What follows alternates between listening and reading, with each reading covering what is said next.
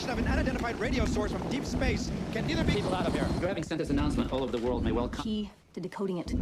Those look like engineering schematics, almost like blueprints.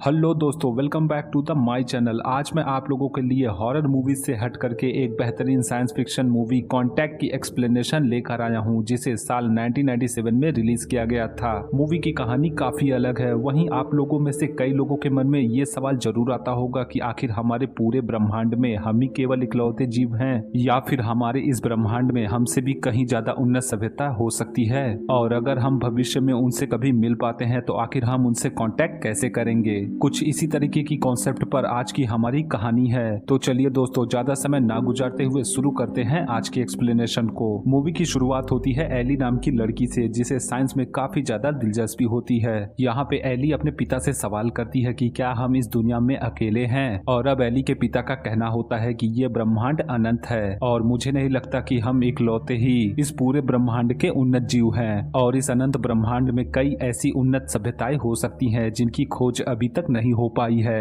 और अब Eli अपने पिता की ये बात सुन करके काफी ज्यादा खुश होती है, और अब एली का एक ही मकसद होता है कि वो एक दिन इस ब्रह्मांड के किसी भी उन्नत जीव का पता जरूर लगाएगी। वहीं अगले ही सीन में हम देखते हैं कि एली के पास में एक रेडियो ट्रांसमिशन की मशीन होती है, जिसके जरिए वो पूरे ब्रह्मांड में रेडियो ट्रांसमिशन कर पाती है, इस उम्मीद में कि एक दिन कोई एडवांस सिविलाइजेशन उसके रेडियो ट्रांसमिशन का जवाब जरूर देगी। जिसके बाद ये सीन यहीं पे कट होकर के मूवी की कहानी कुछ साल आगे मुड़ जाती है, जहाँ पे अब हम देख पाते हैं कि एली अब बड़ी हो चुकी है। वहीं दूसरी तरफ हमें पता चलता है कि कुछ साल पहले एली के पिता किसी बीमारी के कारण चल बसे, और अब पिता के गुजरने के बाद वो तुरंत ही पोर्टो रिको में शिफ्ट हो जाती है, और वहां पहुंच करके वो SETI ऑर्गेनाइजेशन को ज्वाइन करती है, जिसका मतलब था search for extra terrestrial intelligence. वहां पहुंचने के बाद एली को एक रिसर्च ऑब्जर्वेटरी दी जाती है, जहां से वो अपने सिग्नल ट्रांसमिशन का काम कर सकती थी। वहीं अगले ही सीन में अब एली की मुलाकात केंट नाम के एक आदमी से होती है, जो कि उस रिसर्च ऑब्जर्वेटरी का हेड रिसर्चर होता है। यहाँ पे हमें पता चलता है कि केंट देख नहीं सकता है, पर वो एली की ही तरह साइंस में काफी ज्यादा दिलचस्पी रखता है, और उसे बचपन से ही स्पेस से आने वाली आवाजों को सुन करके काफी अच्छा लगता था। यहाँ पे केंट एली को अपने रिसर्च टीम के मेंबर से मिलवाता है, जो कि उस ऑब्जर्वेटरी की देखभाल करते थे, और अब एली वहाँ पहुँचने के बाद अपने काम में जोरों शोरों से लग जाती है। एली यहाँ पर घंटों बैठ करके पूरे ब्रह्मांड में सिग्नल ट्रांसमिट करती है, और घंटों बैठ करके इस बात का इंतजार करती है कि कोई उसके सिग्नल का जवाब जरूर देगा। और अब अगले ही सीन में हम डेविड नाम के एक आदमी को देखते हैं, जो कि यहाँ पे एली की फैसिलिटी का निरीक्षण करने आया था। डेविड यहाँ पर व्हाइट हाउस का चीफ साइंटिफिक एडवाइजर होता है, और यहाँ पहुंचने के बाद वो पूरे रिसर्च ऑब्जर्वेटरी का निरीक्षण करता है, जिसके बाद वो वहाँ से चला जाता है। वहीं अगले ही सीन में हम देखते हैं कि SETI ने एक पार्टी ऑर्गेनाइज किया था, जिसमें सभी साइंटिस्ट मौजूद होते हैं, और वहां पर हम केंट और एली को भी देख पाते हैं। यहाँ पे एक बार फिर से एली और केंट की मुलाकात डेविड से होती है। यहाँ पर वो कुछ साइंटिस्ट के साथ में होता है, जहाँ पे अब डेविड एली को बताता है कि एली यहाँ पर जो भी खोज कर रही है वो एक फिजूल खर्ची है। यहाँ पे डेविड का मानना होता है कि पूरे ब्रह्मांड में पृथ्वी के अलावा कहीं और भी जीवन नहीं है, और यहाँ पे एली के प्रोग्राम के तहत ब्रह्मांड में किसी और जीव की खोज करना महज एक बेवकूफी है। अब ये लोग आपस में बात कर ही रहे थे कि तभी हम वहाँ पे एक आदमी को आते हुए देखते हैं, जिसका नाम पामर होता है। पामर वहाँ पे आकर के डेविड से बोलता है कि आखिर इस यूनिवर्स की सच्चाई की खोज करना गलत कैसे है, और अब पामर की ये बात सुन करके एली काफी ज्यादा प्रभावित होती है। वहीं दूसरी तरफ हम जान पाते हैं कि पामर एक स्पिरिचुअल राइटर होता है, और उसकी भगवान में काफी ज्यादा आस्था होती है। यहाँ पे एली पामर से मिल करके काफी ज्यादा खुश थी, और अब एली और पामर एक साथ वक्त बिताना शुरू करते हैं, और वो दोनों अच्छे दोस्त बन जाते हैं। यहाँ पे एली और पामर एक दूसरे को पसंद करते थे, लेकिन एक रात जब वो दोनों एक साथ वक्त गुजार रहे होते हैं, तब यहाँ पे एली अपने पिता के बारे में पामर से शेयर करती है, जहाँ पे एली का कहना होता है कि पिता के मरने के बाद वो काफी ज्यादा अकेला महसूस करती है। और अब ये बात सुनने के बाद पामर का कहना होता है कि वो अकेली नहीं है, बल्कि ईश्वर उसके साथ में है। और अब एली ये बात सुन करके चुप हो जाती है, क्योंकि यहाँ पे एली साइंस में ज्यादा दिलचस्पी रखती थी, और वो हर चीज को साइंस के नजरिए नजरिए से देखती थी। वहीं दूसरी तरफ पामर एक स्पिरिचुअल होता है, इसीलिए अब इन दोनों में बहस हो जाती है और यहाँ पे इन दोनों का ब्रेकअप हो जाता है। जिसके बाद अब अगले ही सीन में एली अपने ऑब्जर्वेटरी में लौट आती है और वहाँ पहुँच करके उसे एक बुरी खबर मिलती है, जहाँ पे केंट एली को बताता है कि डेविड ने उसके SETI प्रोग्राम को रद्द कर दिया है। अब जैसा कि आप सभी लोग जानते हैं कि डेविड इस प्रोग्राम को केवल पैसों की बर्बादी समझता था, इसीलिए उसने इस प्रोग्राम को रद्द कर दिया था। और अब ये बात सुनकर के एली को काफी ज्यादा दुख होता है और अब एली कोई और रास्ता ना होने पर तुरंत ही SETI के मेंबर से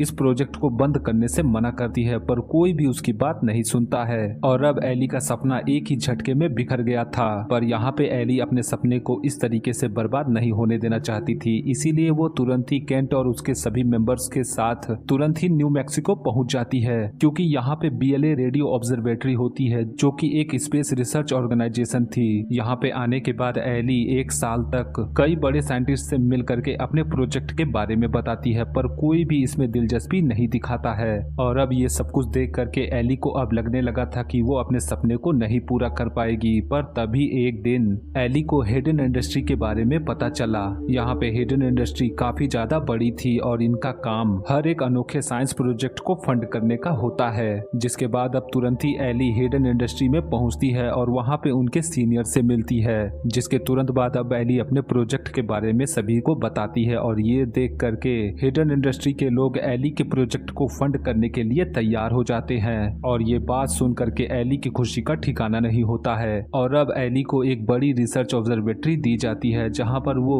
और भी बड़े पैमाने पर सिग्नल ट्रांसमिट कर सकती थी। और अब एली पूरे लगन के साथ अपने काम में लग जाती है। यहाँ पे एली कई कई घंटों तक हेडफोन लगा करके सिग्नल के आने का इंतजार करती है, पर अभी तक उसे कोई भी कामयाबी नहीं मिली थी। और अब इसी तरीके से 4 साल गुजर जाते हैं, लेकिन अभी तक एली को कोई भी सिग्नल या एलियंस के होने का कोई भी सबूत नहीं मिला था। लेकिन यहाँ पर एली को पूरा यकीन था कि एक दिन वो जरूर कामयाब होगी, इसीलिए वो अब भी पूरी मेहनत से काम करती है। पर तभी उसे अचानक खबर मिलती है कि डेविड एक बार फिर से इसकी फंडिंग को रोकने की कोशिश कर रहा था। डेविड ने यहाँ पे गवर्नमेंट के लोगों को भी अपनी तरफ कर लिया था, जहाँ पर वो सभी को बताता है कि इस रिसर्च में पैसा लगाना एकदम बेकार है, क्योंकि ये पूरा ब्रह्मांड एकदम खाली है। और अब ये बात सुनने के बाद गवर्नमेंट के लोग हेडन इंडस्ट्री को फंड करने से मना कर देते हैं। वहीं दूसरी तरफ वो एली को इजाजत देते हैं कि वो 3 महीने के अंदर अपनी इस फैसिलिटी को बंद कर दे। और अब ये बात सुन करके एली एक बार फिर से दुखी हो जाती है,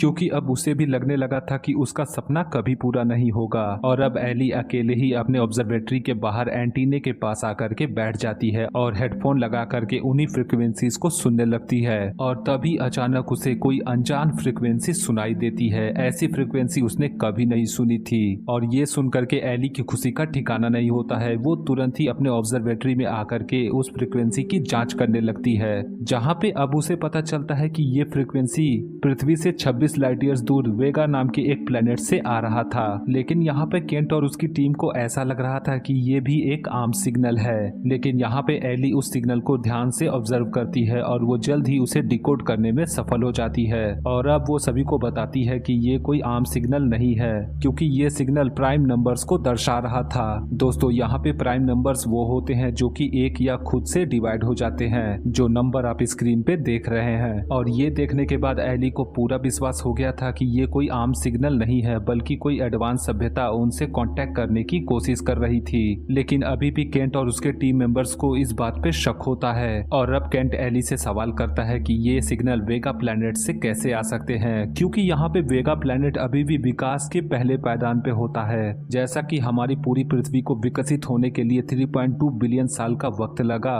वैसे ही वेगा प्लैनेट अभी अपने विकास की पहले पायदान पे होता है। और अब ये बात सुनने के बाद एली सभी को बताती है कि शायद वेगा प्लैनेट उन एलियंस का घर ना हो, बल्कि एक रिसर्च फैसिलिटी हो जहाँ से वो सिग्नल ट्रांसमिट कर रहे हैं। और अब ये बात सुन करके एली के सभी मेंबर्स को उसके ऊपर यकीन हो जाता है। और अब एली तुरंत ही गवर्नमेंट के लोगों को इस बात की खबर देती है और थोड़ी ही देर में गवर्नमेंट के लोग उसकी ऑब्जर्वेटरी पे पहुंच जाते हैं। तभी वहाँ पे हम डेविड को भी आते हुए देखते हैं। यहाँ पे एली सभी गवर्नमेंट के लोगों को बताती है कि उसने दुनिया भर के सभी ऑब्जर्वर से इस सिग्नल के आने की पुष्टि की है और यहाँ पे सभी का कहना होता है कि ये सिग्नल वेगा प्लैनेट से ही आ रहा था। और अब ये बात सुनने के बाद डेविड इस रिसर्च की पूरी जिम्मेदारी अपने ऊपर ले लेता है। और अब एली की बात सुन सुनकर के एक अधिकारी उनमें से सवाल करता है कि अगर वो एलियन इतने ही एडवांस है तो उन्होंने डायरेक्ट इंग्लिश में बात क्यों नहीं की, बल्कि उन्होंने बात करने के लिए एक बेसिक मैथमेटिक इक्वेशन का इस्तेमाल क्यों किया। और अब ये बात सुनकर के एली सभी को बताती है कि हमारी पूरी दुनिया में कई अलग अलग जगहों पे अलग अलग भाषाएं बोली जाती हैं, पर यहाँ पे मैथमेटिक इक्वेशन सभी के लिए सेम है और यही कारण था कि एलियंस ने कांटेक्ट करने के लिए इस मैथमेटिक इक्वेशन का इस्तेमाल किया था। लेकिन अब एली की बात सुनने के बाद डेविड उससे सवाल करता है कि आखिर उससे पहले यहाँ पर कई बड़े साइंटिस्ट एलियंस की खोज कर रहे थे पर उन्हें कोई भी कामयाबी नहीं मिली, पर जैसे ही तुमने सिग्नल भेजना शुरू किया तुमसे एलियन कैसे कांटेक्ट कर पाए। और अब ये बात सुनकर के एली सभी को बताती है कि वेगा प्लेनेट यहाँ से 26 लाइट ईयर्स की दूरी पर है, जिसकी वजह से एलियंस ने जब वो सिग्नल भेजा तब उसे पृथ्वी तक आने में 26 साल का वक्त लग गया। यानी कि उन एडवांस एलियंस ने 26 साल पहले ही पृथ्वी से निकले हुए एलियन ट्रांसमिशन का जवाब दे दिया था, पर 26 लाइट ईयर्स की दूरी होने की वजह से उन एलियंस के जवाब पृथ्वी तक आने में 26 साल का वक्त लग गया।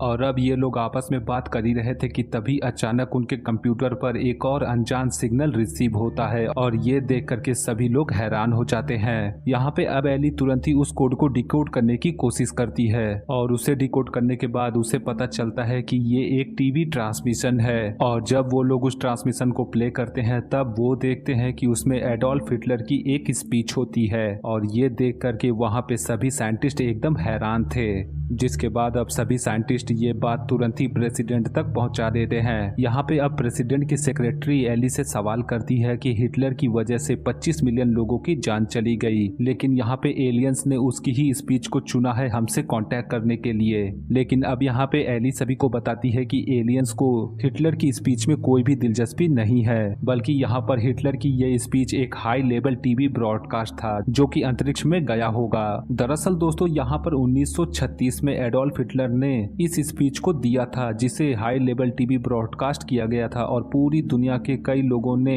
इस टीवी ब्रॉडकास्ट को देखा था। और अब ये बात सुनने के बाद प्रेसिडेंट तुरंत ही एक प्रेस मीटिंग बुलाते हैं और पूरी दुनिया में ये खबर फैला देते हैं कि उन्होंने एलियन से कांटेक्ट कर लिया है, जहां पे अब ये बात सुन करके पूरी दुनिया काफी ज्यादा हैरान होती है। जिसके बाद अब अगले ही सीन में हम एक बार फिर से एली को देखते हैं जो कि उस टीवी ब्रॉडकास्ट को डिकोड करने की कोशिश कर रही थी। उसी दौरान अब उसे केंट का कॉल आता है जहां पे केंट एली को बताता है कि उसने उस टीवी ब्रॉडकास्ट को डिकोड कर लिया है और उसके अंदर उसे एलियंस का कोई छुपा हुआ मैसेज मिला है। दरअसल यहाँ पे उस टीवी ब्रॉडकास्ट को नॉर्मल वे में देखने में उसे कुछ भी नहीं मिलता है, लेकिन जब वो लोग उस ब्रॉडकास्ट को फ्रेम बाय फ्रेम देखते हैं तब उन्हें एलियंस का छुपा मैसेज दिखाई देता है। यहाँ पे ये पूरा मैसेज एलियन भाषा में लिखा हुआ था जिसके बारे में एली और केंट को कुछ भी पता नहीं चलता है। और अब ये देख करके एली और ज्यादा खुश हो जाती है क्योंकि उसे यकीन हो जाता है कि ये सिग्नल बहुत ही एडवांस सिविलाइजेशन ने उसे भेजा है। वहीं दूसरी तरफ अब इस बात की खबर पूरी दुनिया में फैल जाती है जहाँ पे अब पूरी दुनिया में कई लोगों का अलग अलग विचार होता है। कुछ लोगों के हिसाब से वो एलियन भगवान होते हैं जिन्होंने उनसे कांटेक्ट किया है। वहीं कुछ लोगों का ये भी मानना होता है कि एलियंस जल्द ही उनके ऊपर हमला कर देंगे। वहीं अगले ही सीन में हम एली को देखते हैं जो कि अपने रिसर्च ऑब्जर्वेटरी यानी BLA रेडियो ऑब्जर्वेटरी में वापस आ जाती है। वहां पहुंचने के बाद वो देखती है कि वहां पर लोगों की काफी ज्यादा भीड़ होती है। यहाँ पर ये सभी लोग एलियंस के आने की वजह से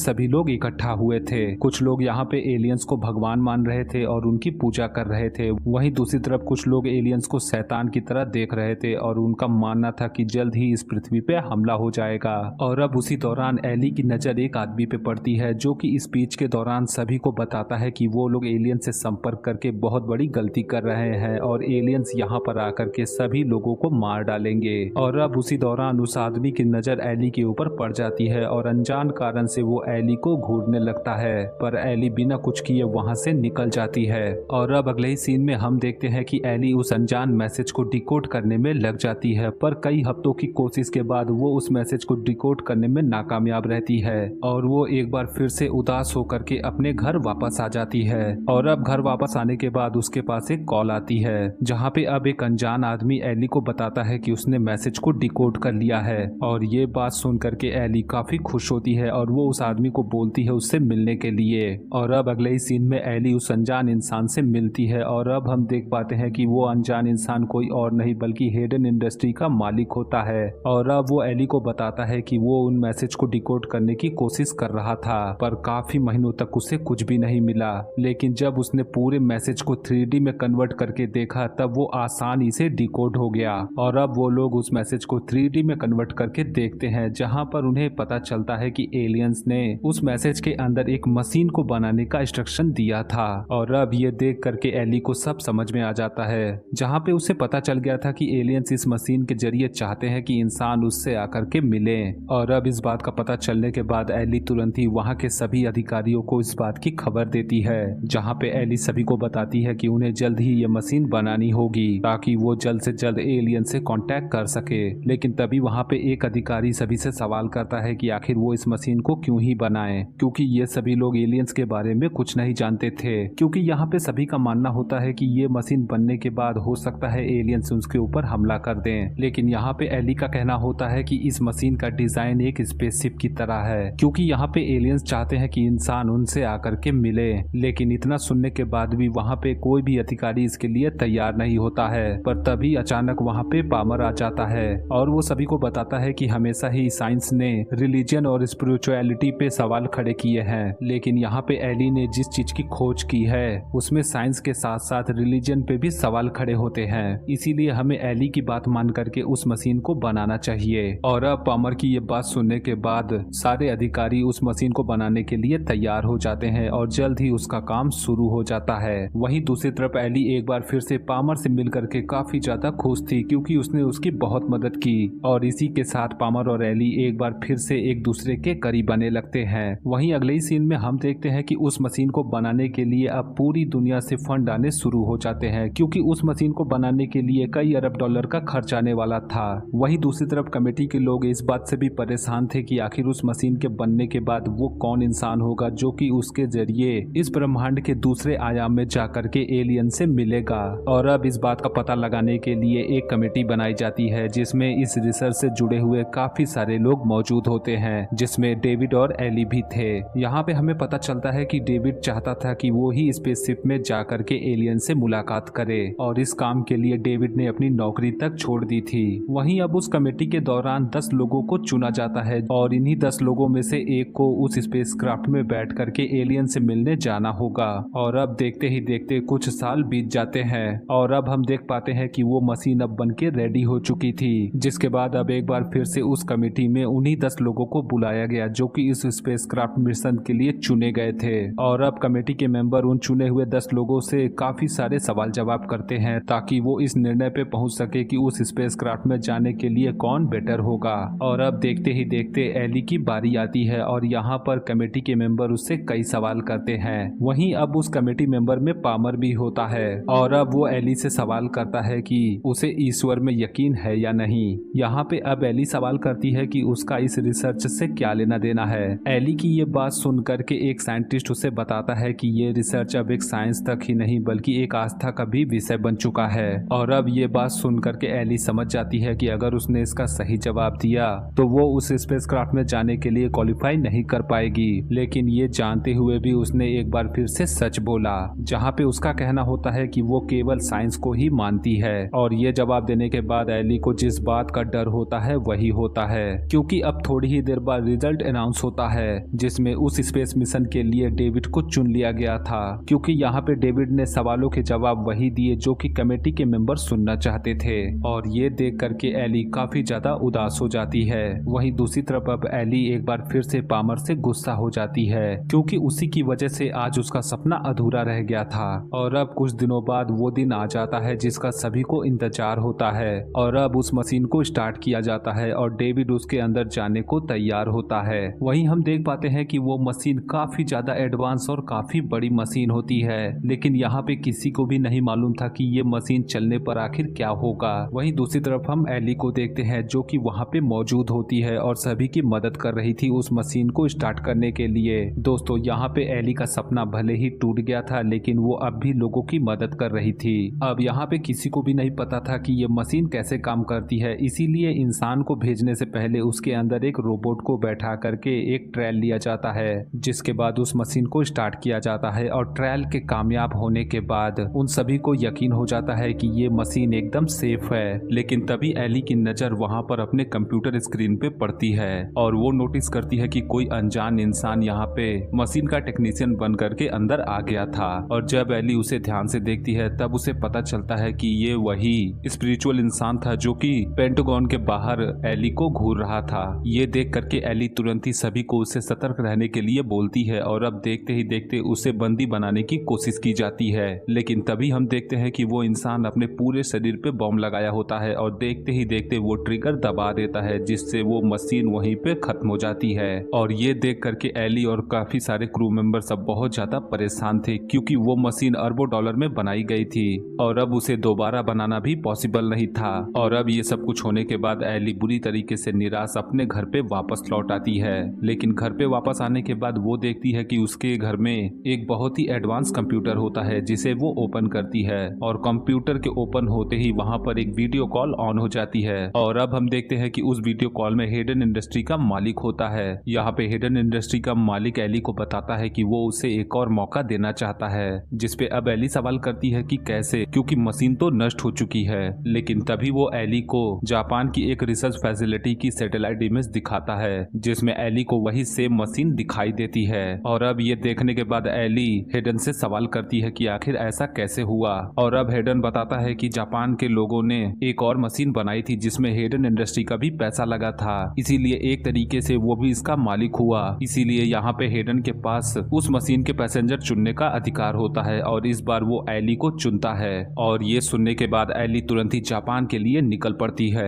वहाँ पहुँचने के बाद सभी क्रू मेंबर्स बताते हैं कि इस बार उन्हें मशीन का कोई भी ट्रायल नहीं लिया जाएगा, बल्कि इस बार एली को तुरंत ही उस मशीन से सीधे ट्रैवल करना होगा, जिसके लिए एली पूरी तरीके से तैयार होती है। वहीं अब अगले सीन में हम एली को देखते हैं जो कि थोड़ी सी नर्वस होती है क्योंकि उसे पता नहीं होता है कि मशीन के अंदर जाने पर उसके साथ क्या होगा। लेकिन तभी वहाँ पे पामर आ जाता है और वो आकर के एली से माफी मांगता है। और अब पामर एली को बताता है कि स्पेसशिप में जाने के लिए इसलिए मना किया क्योंकि उसे डर होता है कि उस स्पेसशिप में जाने के बाद एली के साथ कुछ हो सकता है। वहीं पामर अब एली को पसंद करने लगा था, इसीलिए वो किसी भी कीमत पे उसे खोना नहीं चाहता था। लेकिन अब पामर को अपनी गलती का एहसास हो चुका था और वो एली को बताता है कि वो उससे उसका सपना नहीं छीन सकता है, जिसके बाद एक बार फिर से पामर और एली एक साथ हो जाते हैं। वहीं अगले ही सीन में अब एली पूरी तैयारी के साथ उस मशीन में जाने के लिए तैयार हो जाती है और अंदर जाने के बाद उस मशीन को स्टार्ट किया जाता है। वहीं दूसरी तरफ अब पूरी दुनिया में इस दूसरी मशीन के होने की खबर फैल जाती है